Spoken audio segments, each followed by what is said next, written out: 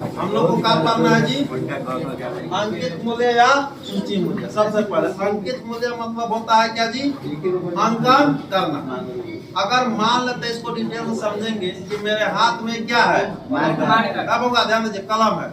इस कलम को हमने अपने घर से तो नहीं लाया है, हमने दुकान पे गए, बोले कि भैया हमको ये कलम दीजिए, उन्होंने दिया, हमने लाया और लिखना चालू कर दिया। लेकिन क्या इसके बारे में हमने सोचा कि आखिर बना कैसे होगा? इसके बारे में सोचेंगे। तो इसको बनाने के लिए सबसे पहले क्या चाहिए? कच्चा प्लास्टिक चाहिए। क्या चाहिए? कच्चा प्लास्टिक जी। तो कच्चा प्लास्टिक तो मेरे पास है नहीं, तो हमने मान लेते ही खरीदा। तो मान लेते हैं कि 2 रुपए का हमने कच्चा प्लास्टिक खरीदा। फिर मशीन भी चाहिए बनाने के लिए, तो मान लेते हैं कि 2 रुपए का मशीन भी खरीद लिए। कितना हो गया? 4 रुपया। अब इंजीनियर भी चाहिए, तो मान लेते हैं कि इंजीनियर का जो सैलरी हुआ 2 रुपया, वो भी ले लीजिए। कितना हो गया? 6 रुपया हो गया। तो मान लेते हैं कि मशीन भी आ गया, कच्चा प्लास्टिक भी आ गया और इंजीनियर भी आ गया। अब मशीन में फ्यूल भी लगेगा, तेल भी लगेगा बनाने के लिए कि नहीं लगेगा? मान लेते हैं कि 1 रुपया का तेल भी लग गया। कितना हो गया? 7 रुपया हो गया। मशीन, कच्चा प्लास्टिक, इंजीनियर, फ्यूल सब हो गया। अब इसमें स्याही तो भी डलाएगा। जी सर, डलेगा ना जी? जी तो सर। मान लेते हैं कि 2 रुपया का स्याही डला गया। कितना हो गया? 9 रुपया। कितना रुपया हो गया? 9 रुपया हो गया।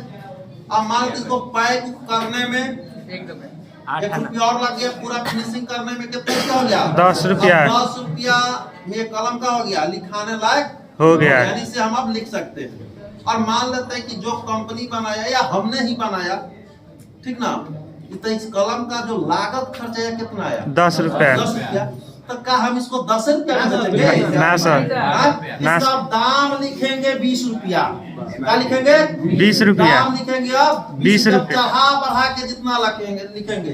कितना लिख दिए? 20 तो जो रुपया। चढ़ा बढ़ा के हमने 20 रुपया लिखा, वहीं का आ गया अंकित मूल्य, सूची मूल्य। अब 20 रुपया दाम हो गया, ठीक ना? 20 रुपये का हो गया दाम हो गया। अब किसी भी वस्तु पे देखिएगा तो सबसे सामान खरीदने के पहले देखिएगा कि एमआरपी लिखा होता है। क्या लिखा होता है? एमआरपी। तो वही है यह एमआरपी का फुल फॉर्म क्या होता है? मैक्सिमम रिटेल प्राइस होता है, ठीक ना?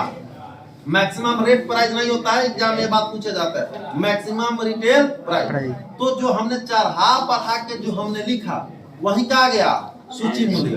अब इसका दाम कितना हो गया? कीमत 20 रुपया। लगा है 10 रुपया बनाने में कुल खर्चा, लेकिन हमने इसके पर क्या कर दिया? लिख दिया 20 रुपया। इसका वैल्यू हो गया 20 रुपया। अब क्या करेगा दुकानदार? अब इस पे छूट करेगा। इसको मान लेते हैं 15 रुपया में कर दिया कि बेच दो। कितना बेच दीजिए जी? 15 रुपया में अगर बेचेगा तो दाम लिखा है 20 रुपया, तो ये हो गया आपका क्या हो गया? सूची। अब 15 रुपया में बेचा तो कितना कम में बेचा? 5 रुपए। 5 रुपया कम में बेचा। तो जो कम में बेचेगा वहीं का आ जाएगा जी डिस्काउंट, बट्टा यानी छूट। वहीं का आ जाएगा आपका छूट। तो 5 रुपया जो छूट दिया, फिर भी कितना में बिकाया? 15 में बिकाया। फिर भी आदमी को, कंपनी को फायदा हुआ कि नहीं हुआ? क्योंकि लगा कितना था? 10 रुपए। लिखा कितना?